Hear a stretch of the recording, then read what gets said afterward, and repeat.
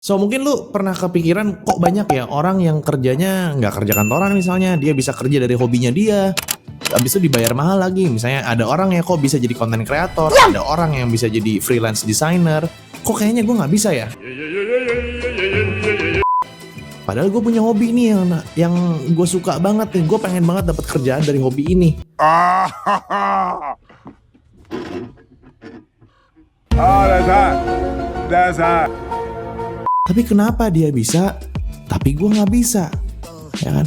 Bukankah kita orang-orang pada bilang kita harus kerja sesuai dengan passion, dan sekarang gue kerja nggak sesuai passion, capek banget rasanya, menderita banget setiap hari tuh harus kerja, tapi kayaknya tuh rasanya terpaksa terus. No, God, please, no, no. Ya kan? Terus gimana caranya gue biar bisa punya passion dan bisa kerja sesuai passion? Nah, kalau misalnya lu adalah seorang seperti itu, beruntung lu ketemu video ini, gue akan ngejelasin gimana caranya lu bisa nemuin passion dan gimana caranya lu bisa kerja sesuai dengan passion lo. Simak sampai habis.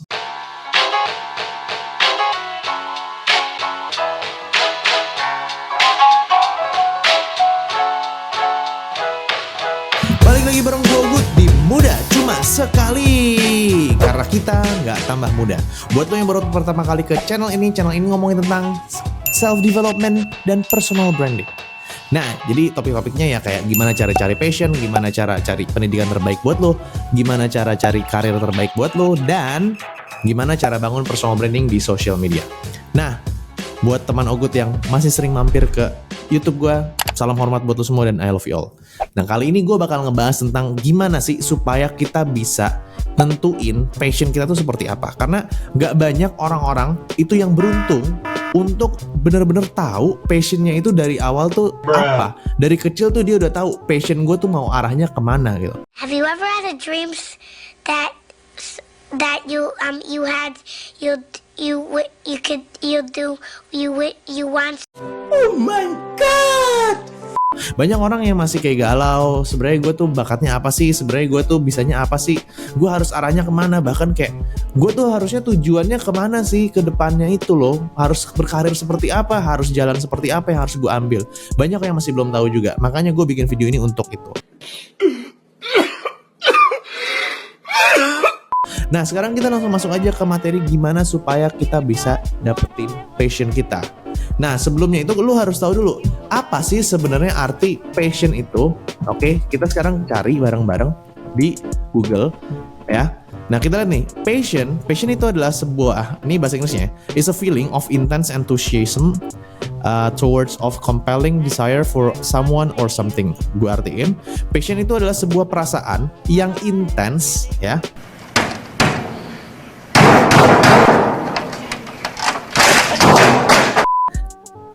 Terus perasaannya itu lu merasa antusias tuh merasa kayak What? Antusias ya kan?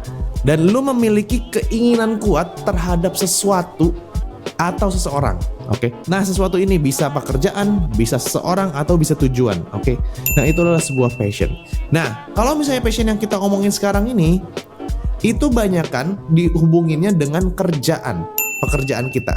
Jadi kalau misalnya lo ngomongin tentang passion, tentang kerjaan, berarti harus menggunakan kata kerja. Artinya, Stop it.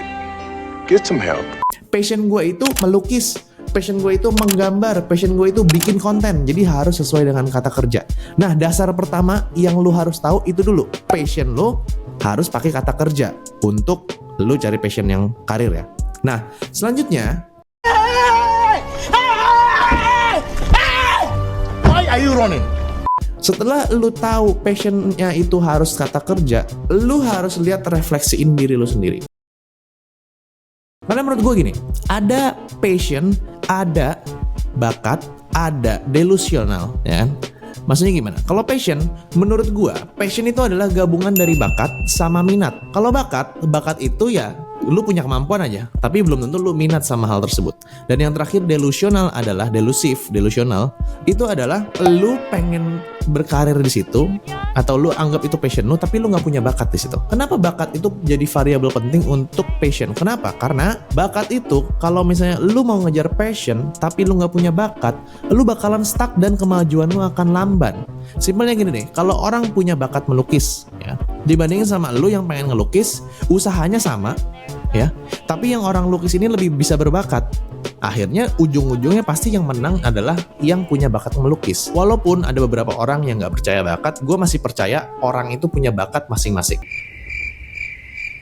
Tapi permasalahannya di masyarakat kita, terutama anak-anak millennials, biasanya dia nggak pernah tahu bakatnya tuh apa, oke?